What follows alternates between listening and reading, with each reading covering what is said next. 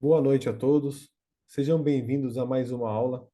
Me chamo Maurício, eu sou técnico de segurança do trabalho. Hoje iremos abordar o assunto segurança elétrica, prevenção de choques elétricos e incêndios causados por choques elétricos. Então, vem comigo. Gostaria também de dar continuidade na apresentação. Trouxe para vocês aqui o meu LinkedIn com algumas informações acadêmicas, com um pouco da minha experiência, no qual eu já falei que sou formado técnico de segurança e atualmente trabalho como técnico de segurança do trabalho.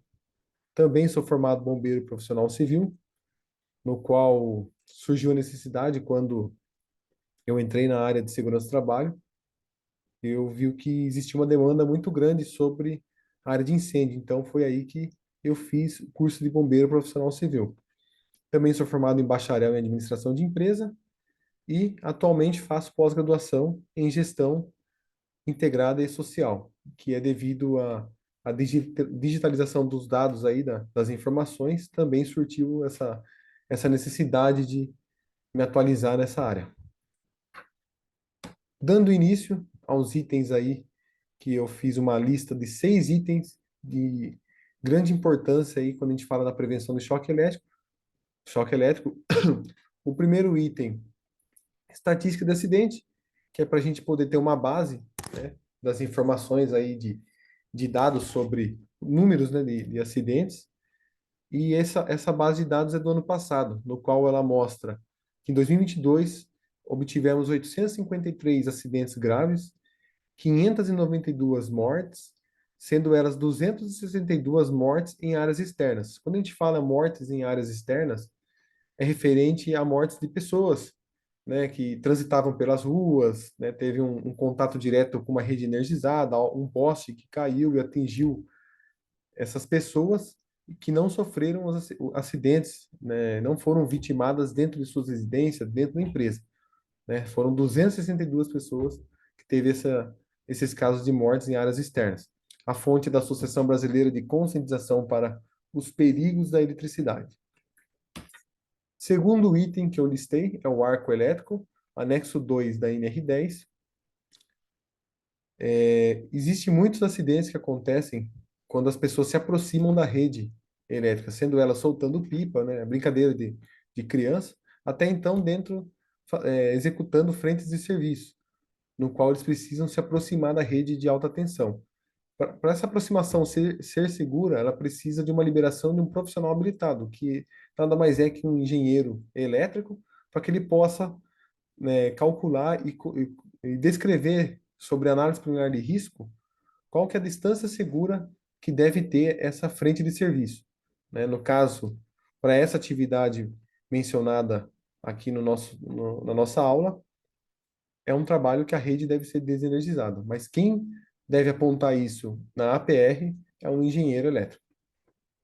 Essa tabela ela mostra também o distanciamento, né? Se vocês buscarem na NR10, ela fala aqui na primeira coluna, na, no, aqui em KV, quanto mais KV, mais distanciamento vai ter que ter dessa rede de alta tensão. Terceiro item listado é o Programa de Controle de Energias Perigosas, que é muito importante dentro das indústrias, principalmente quando tratamos aí de manutenção de máquina. Isso aqui está voltado diretamente para operadores, mecânicos, eletricistas que atuam aí diretamente com máquinas, tá? Então, isso aqui evita diretamente acidente envolvendo choque elétrico.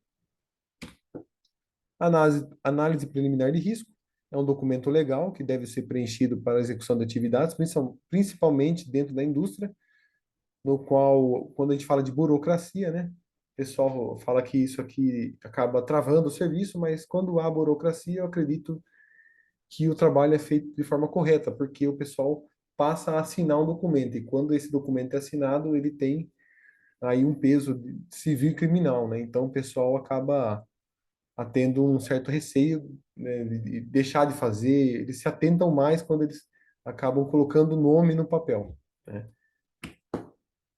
Quarto item é a NBR 5410, dispositivo diferencial residual, aqui falando de projeto, tá? Então, quando a gente fala de qualquer projeto de instalação elétrica, você vai fazer um projeto, um circuito de uma casa, ou um circuito de uma área comercial, vou fazer um circuito de um açougue, de uma padaria, o que seja. A NBR 5410 ela dá os parâmetros para que faça o projeto. E dentro da 5410 tem o item que chama dispositivo diferencial residual, que é o famoso DR. Para que serve esse DR? Esse DR é como se fosse um sistema de monitoramento do circuito elétrico. O que ele monitora? Ele monitora possíveis fuga de tensão. Quando há uma fuga de tensão no circuito, ele automaticamente ele detecta essa fuga. E o que ele faz? Ele desarma o circuito. Um exemplo de um balcão de açougue no qual está tendo uma fuga no balcão de carne. Tem uma criança, ou pode ser qualquer pessoa que esteja ali esperando o seu pedido, ele coloca a mão nesse balcão, sofre uma descarga elétrica através dessa fuga, automaticamente, se obtiver o DR, o circuito elétrico desse açougue, desse estabelecimento, vai desarmar e vai evitar um dano maior aí nessa pessoa que sofreu essa descarga elétrica, né? Então, para isso que serve o DR. Também temos outro dispositivo, que é o dispositivo de proteção contra surto. Para que serve esse dispositivo? Ele também é um sistema de monitoramento do circuito elétrico, só que ele, ao contrário do DR, ele monitora sobrecarga no circuito. Principalmente em dias de chuva, que temos aí descargas atmosféricas, essas descargas atmosféricas acabam criando um campo magnético e passando para as redes de abastecimentos residenciais, comercial, qualquer rede elétrica, e essa sobrecarga ela vai através dos condutores e chegam ao circuito elétrico, no qual ela acaba gerando uma sobrecarga nesse circuito, causando assim risco aos equipamentos, riscos aos equipamentos elétricos que temos em casa, em estabelecimento, e esse risco é de danos no circuito ou nos equipamentos, e esse monitoramento que ele faz, quando ele detecta essa sobrecarga no circuito, ele automaticamente ele joga essa sobrecarga para o terra, ele descarrega e não deixa passar para os equipamentos, né? Então é uma proteção aí do circuito e uma proteção dos equipamentos, né? Tinha até fugido aqui da memória, mas eletrodoméstico, né?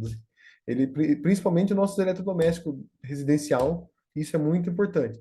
Ou então maquinário, imagine um maquinário de uma indústria aí com preço elevado, né? Se você não tiver esse dispositivo para proteção do seu equipamento em dias de chuva, você corre risco de ter um prejuízo financeiro aí para sua empresa ou para o seu estabelecimento, que seja. Vantagem, né, do sistema DR e DPS, evita acidentes com choques elétricos, garante a segurança dos equipamentos, segurança das instalações evitando gastos no futuro, segurança contra incêndio e explosões, principalmente. Garante a conformidade com as normas de segurança. No caso de auto-vistoria do Corpo de Bombeiro, quando ele pegar o projeto elétrico, ele vai verificar se o seu projeto tem o DR e tem o DPS. Se não tiver, ele não aprova. Outro item, o sexto item, muito importante para a indústria, né? Esse aqui é voltado para a indústria. Um exemplo até de um próprio posto de gasolina, no qual ele recebe um caminhão, todo, todo mês ele tem esses caminhões que trazem um combustível e faz a transferência do combustível para a bomba de combustível, para o reservatório onde ele armazena, no qual contém uma pequena bomba e essa bomba fica, né, dentro dessa área onde o caminhão descarrega o combustível. Aqui eu montei esse projetinho, né? É algo ilustrativo, eu mesmo que fiz, né? E atribuí as legendas ao projeto. Cada legenda tem um significado, mas eu frisei duas legendas. A legenda um que ela fala local onde a ocorrência de mistura de inflamável explosiva por gases ou vapores é provável de ocorrer em condições normais de operação. Aqui ela fala que é provável de ocorrer. E a legenda 2 ela fala que é pouco provável de ocorrer, tá? Então, para minha tomada de decisão, eu tenho um motor dentro da zona 2 que fala que é pouco provável de ocorrer, mas tem uma chance. Então, eu tomo a decisão de colocar um motor EX. Esse motor EX, ele é isolado, intrínseco. Assim, quando tiver essas fugas de gases ou vapores, e ele não vai trazer um risco para minha planta, um risco de uma centelha causar uma reação em cadeia aqui, trazendo uma grande explosão no estabelecimento, tá? Então, é muito importante no local onde você trabalha, ou na indústria, ou que seja, identificar se você tem, né, no seu inventário de produto, se você tem algum combustível líquido ou inflamável, que ele possa gerar uma atmosfera explosiva, sendo assim, gerando uma área classificada, né? E para áreas classificadas, temos que estar de acordo aí com a norma NR10, montando aí o laudo das instalações elétricas. O uso de EPIs também, né, protege aí o trabalhador, protege qualquer pessoa quando falamos aí de trabalho com eletricidade. E o treinamento, né? Instrução. O profissional da área elétrica deve ter instruções. Qualquer profissional que atue na área onde contém eletricidade deve ter as instruções básicas aí para poder atuar, porque instrução no mercado é tudo. Hoje, o profissional que é instruído, ele consegue ter as informações necessárias aí para que ele consiga, tanto para adentrar no mercado de trabalho, até mesmo para se proteger contra eventualidades. Então, vou encerrando por aqui. Gostaria de agradecer a atenção de todos. Obrigado e até a próxima.